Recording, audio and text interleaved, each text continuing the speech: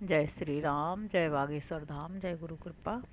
कल हमने महाशिवरात्रि के रहस्य के बारे में जाना कि उसे रात्रि में ही क्यों मनाते हैं। आज हम आगे का होलिका उत्सव के बारे में पढ़ेंगे। रचा है सृष्टि को जिस प्रभु ने, वही ये सृष्टि चला रहे। जो पेड़ हमने लगाया पहले, उसी के फल हम अब खा रहे हैं। जय श्री राम। होलिका उत्सव एक वैदिक सौम्य यज्ञ टाइटल है। हास परिहास, व्यंग, विनोद, मौज मस्ती और सामाजिक मेल जोल का प्रतीक लोकप्रिय पर्व होली अथवा होलिका वास्तव में एक वैदिक यज्ञ है जिसका मूल स्वरूप आज विस्मृत हो गया है। होली के आयोजन के समय समाज में प्रचलित हंसी ठिठोली, गायन वादन, हुड़दंग और कबीर इत्यादि के उद्भव और विकास को समझने के लिए हमें उस वैदिक सौम्य यज्ञ के स्वरूप को समझना पड़ेगा जिसका अनुष्ठान इस महापर्व के मूल में निहित है।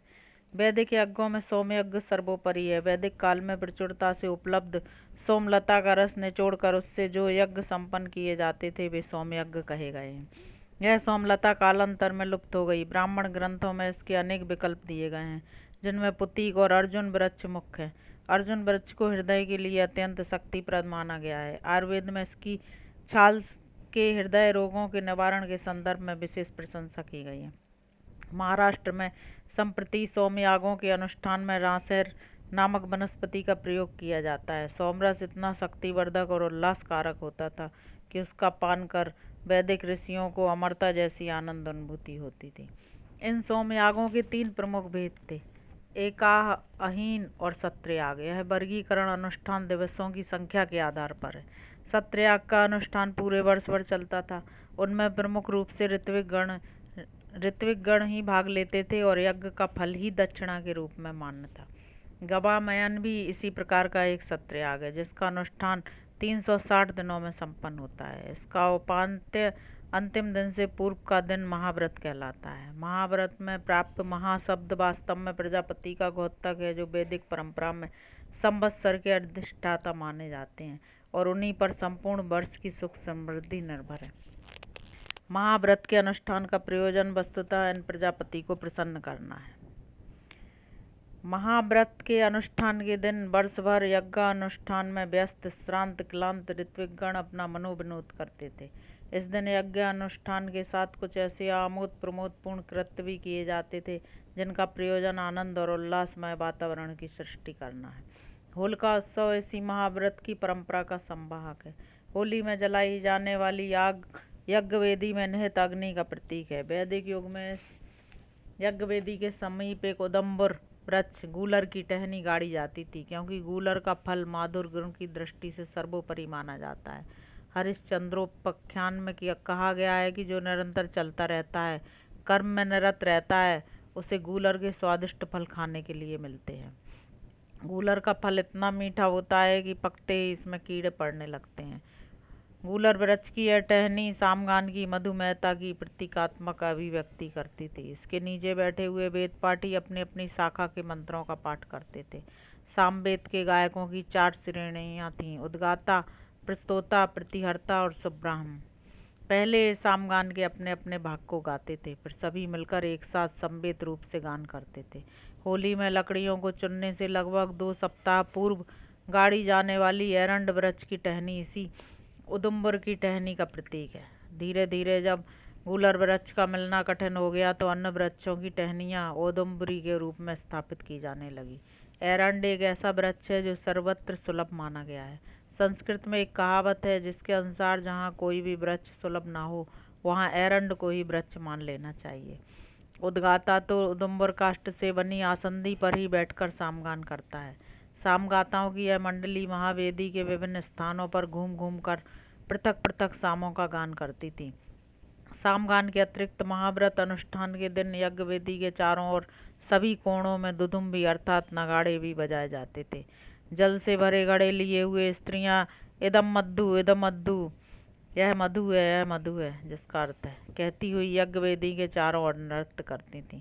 तांडव ब्राह्मण में इसका विशद विवरण उपलब्ध होता है। इस नृत्य के समानांतर अनेक अन्य स्त्रियां और पुरुष वीणा वादन करते थे। उस समय प्रचलित वीणाओं के अनेक प्रकार इस प्रसंग में मिलते हैं। इनमें अपघाटिला, कांडमयी, पिच्छोदरा, बाण इत्यादि मुख्य वीणाएं थीं। सततंत्री का नाम से विदित होता है कि कुछ वीणाएं 100 तारों वाली भी थीं। इन्हीं सततंत्री का जैसी वीणाओं से संतूर का विकास हुआ। कल्पसूत्रों में महाव्रत के समय बजाई जाने वाली कुछ अन्य वीणाओं के नाम भी मिलते हैं। ये हैं अलाबू, बकरा, कपिशीषणी, कपिशील वीणा, सूरपा इत्यादि। शारदीय वीणा भी होती थी, जिससे आगे चलकर आज के सरोद का विकास हुआ। होली में दिखने वाली हंसी ठिठोली का मूल अभिगर अपगर संवाद में निहित है। भाष्यकारों के अनुसार अभिगर ब्राह्मण का वाचक है और अपगर शूद्र का। ये दोनों एक दूसरे पर आक्षेप प्रत्याक्षेप करते हुए हंस परिहास करते थे। इसी क्रम में विभिन्न प्रकार की बोलियां बोलते थे। विशेष रूप से ग्राम्य बोलियां बोलने का प्रदर्शन किया जाता था। महाव्रत के विधान वर्ष भर की एक रसता को दूर कर यज्ञानुष्ठाता ऋत्विजों को स्वस्थ मनोरंजन का वातावरण प्रदान करते थे। यज्ञों की योजना ऋषियों ने मानव जीवन के समानांतर की है, जिसके हास परिहास अभिन्न अंग है। महाभारत के दिन घर घर में विभिन्न प्रकार के स्वादिष्ट पकवान बनाए जाते थे। घर में कोई जब उस दिन पकवानों को बनाए जाने का कारण पूछता था, तब उत्तर दिया जाता था कि यज्ञ अनुष्ठान करने वाले इन्हें खाएंगे। लेकिन हास प्रयास और मौज मस्ती के इस वातावरण में भी सुरक्षा के संदर्भ को ओझल नहीं किया जाता था। राष्ट्र रक्षा के लिए जनमानस को सजग बने रहने की शिक्षा देने के लिए इस अवसर पर यज्ञ वेदी के चारों ओर शस्त्र अस्त्र और कवचधारी राजपुरुष तथा सैनिक परिक्रमा भी करते रहते थे। होली के आयोजन में महाव्रत के इन विधि विधानों का प्रभाव अद्यावधि निरंतर परिलक्षित होता है। दोनों के अनुष्ठान का दिन भी एक ही है, फाल्गुनी पूर्णिमा। प्रारंभ में उत्सवों पर्वों का आरंभ अत्यंत लघु बिंदु से होता है, जिसमें निरंतर विकास होता रहता है। सामाजिक आवश्यकता इनके विकास में विशेष भूमिका निभाती हैं। यही कारण है कि होली, जो मूलतः एक वैदिक सोमयज्ञ के अनुष्ठान से आरंभ हुआ, आगे चलकर परम भागवत प्रहलाद और उनकी बुआ होलिका के आख्यान से भी जुड़ गया। गवामयन के अंतर्गत महाव्रत के इस परिवर्धित और उपबृंहित पर्व संस्करण में नवसस्येष्टि यानी नई फसल के अनाज के सेवन करने के लिए किया गया अनुष्ठान तथा मदन उत्सव तथा अथवा वसंत उत्सव का समावेश भी इसी क्रम में आगे हो गया। मानव जीवन में धर्म, अर्थ और मोक्ष के साथ काम भी एक पुरुषार्थ के रूप में प्रतिष्ठित है। नृत्य, संगीत प्रभृति समस्त कलाएं, हास परिहास, व्यंग, विनोद तथा आनंद और उल्लास इसी तृतीय पुरुषार्थ के नानाविध अंग हैं। होलिका उत्सव के रूप में हिंदू समाज ने मनोरंजन को जीवन में स्थान देने के लिए तृतीय पुरुषार्थ के स्वस्थ और लोकोपयोगी स्वरूप को धर्माधिष्ठित मान्यता प्रदान की है। जैसा कि गीता में भगवान श्री कृष्ण का स्पष्ट कथन है, हे अर्जुन, मैं प्राणियों में धर्मानुकूल काम प्रवृत्ति हूँ। इसी प्रकार रंगों का त्यौहार होली कैसे हुआ? बसंत पंचमी के आते ही प्रकृति में एक नवीन परिवर्तन आने लगता है। दिन छोटे होते हैं, जाड़ा कम होने लगता है, उधर पतझड़ शुरू हो जाता है। माघ की पूर्णिमा पर होली का डांडा रोप दिया जाता है। आम्र मंजरियों पर भ्रमरावलियाँ मंडराने लगती हैं। वृक्षों में कहीं कहीं नवीन पत्तों के दर्शन होने लगते हैं। प्रकृति में एक नई मादकता का अनुभव होने लगता है। इस प्रकार होली पर्व के आते ही एक नवीन रौनक, नवीन उत्साह एवं उमंग की लहर दिखाई देने लगती है। होली जहाँ एक और सामाजिक एवं धार्मिक त्यौहार है, वहीं यह रंगों का त्यौहार भी है। आबाल वृद्ध नर नारी सभी इसे बड़े उत्साह से मनाते हैं। यह एक देशव्यापी त्यौहार भी है। इसमें वर्ण अथवा जाति भेद को कोई स्थान नहीं है। इस अवसर पर लकड़ियाँ तथा कंडों आदि का ढेर लगाकर होलिका पूजन किया जाता है, फिर उसमें आग लगाई जाती है।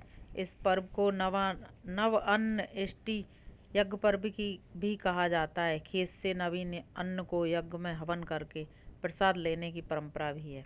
उस अन्न को होला कहते हैं, इसी से इसका नाम होलिकोत्सव पड़ा। होली का उत्सव मनाने के संबंध में अनेक मत प्रचलित हैं। यहाँ कुछ प्रमुख मतों का उल्लेख किया गया है। पहला, ऐसी मान्यता है कि इस पर्व का संबंध काम दहन से है। भगवान शंकर ने अपनी क्रोधाग्नि से कामदेव को भस्म कर दिया था, तभी से इस त्यौहार का प्रचलन हुआ। दूसरा है, फाल्गुन शुक्ल अष्टमी से पूर्णिमा पर्यंत 8 दिन होलिकाष्टक मनाया जाता है। भारत के कई प्रदेशों में होलिकाष्टक शुरू होने पर एक पेड़ की शाखा काटकर उसमें रंग बिरंगे कपड़ों के टुकड़े बांधते हैं। इस शाखा को जमीन में गाड़ दिया जाता है। सभी लोग इसके नीचे होलिका उत्सव मनाते हैं। तीसरा है, यह त्यौहार हिरण्यकशिपु की बहन की स्मृति में भी मनाया जाता है। ऐसा कहा जाता है कि हिरण्यकशिपु की बहन होलिका वरदान के प्रभाव से नित्य प्रति अग्नि स्नान करती और जलती नहीं थी। हिरण्यकशिपु ने अपनी बहन से प्रहलाद को गोद में लेकर अग्नि स्नान करने को कहा। उसने समझा था कि ऐसा करने से प्रहलाद जल जाएगा तथा होलिका बच निकलेगी। हिरण्यकशिपु की बहन ने ऐसा ही किया। होलिका तो जल गई किंतु प्रहलाद जीवित बच गए। तभी से इस त्योहार के मनाने की प्रथा चल पड़ी। चौथा है, इस दिन आम्र, मंजरी तथा चंदन को मिलाकर खाने का बड़ा महात्म्य है। कहते हैं जो लोग फाल्गुन पूर्णिमा के दिन एकाग्र चित्त से हिंडोले में झूलते हुए श्री गोविंद पुरुषोत्तम के दर्शन करते हैं, वे निश्चय ही वैकुंठ लोक में वास करते हैं। पांचवा है, भविष्य पुराण में कहा गया है कि एक बार नारद जी ने महाराज युधिष्ठिर से कहा, राजन, फाल्गुन की पूर्णिमा के दिन सब लोगों को अभय दान देना चाहिए, जिससे संपूर्ण प्रजा उल्लास पूर्वक हंसे। बालक गांव के बाहर से लकड़ी कंडे लाकर ढेर लगाएं, होलिका का पूर्ण सामग्री सहित विधिवत पूजन करें, होलिका दहन करें। ऐसा करने से सारे अनिष्ट दूर हो जाते हैं। होली एक आनंद उल्लास का पर्व है। इसमें जहाँ एक और उत्साह उमंग की लहरें हैं तो वहीं दूसरी ओर कुछ बुराइयां भी आ गई हैं। कुछ लोग इस अवसर पर अबीर गुलाल के स्थान पर कीचड़, गोबर, मिट्टी आदि भी फेंकते हैं। ऐसा करने से मित्रता के स्थान पर शत्रुता का जन्म होता है। अश्लील एवं गंदे हंसी मजाक एक दूसरे के हृदय को चोट पहुंचाते हैं। अतः इन सब का त्याग करना चाहिए। होली सम्मिलन मित्रता एवं एकता का पर्व है। इस दिन देशभाव भूलकर सबसे प्रेम और भाईचारे से मिलना चाहिए। एकता, सद्भावना एवं सोल्लास का परिचय देना चाहिए। यही इस पर्व का मूल उद्देश्य एवं संदेश है। आज हमने पढ़ा होली के बारे में कि होली पहले एक वैदिक महायज्ञ था, जो धीरे धीरे उसका रूप परिवर्तन हो के एक